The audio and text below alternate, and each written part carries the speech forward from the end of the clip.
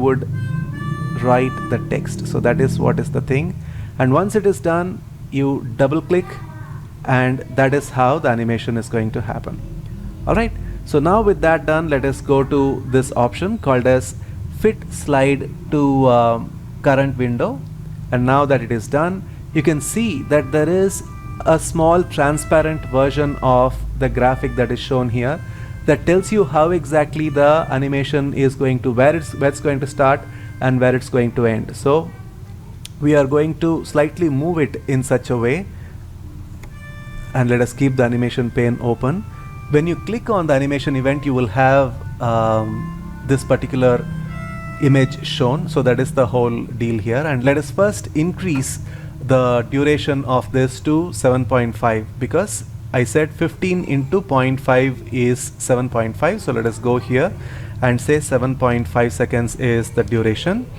And then we are going to go to the small drop down menu here, go to effect options, and here is something that can actually affect the way in which the animation happens. That is the smooth start and smooth end option that comes as a standard effect in custom animation. We don't want that to happen, so we are going to move this back to 0 and smooth end also to 0 so that the calculations match exactly. Now we are going to say OK. Now this is how the handwriting animation is happening. Now let us keep playing with the position of the hand. Yeah, now that looks good. Now what we need to do is we need to first bring this to front, and second we need to have this happening with previous. So this animation for the text and the animation for the hand needs to happen simultaneously, and let us observe how the animation plays out.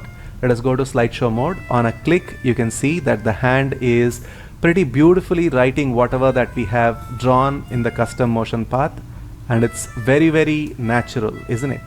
Now there is just one more thing we need to do, and that is to take the hand out of the scene using an exit animation. So let us select the hand picture here, go to add animation, and then say fly out, and that is how the hand goes away. Now this has to happen after previous.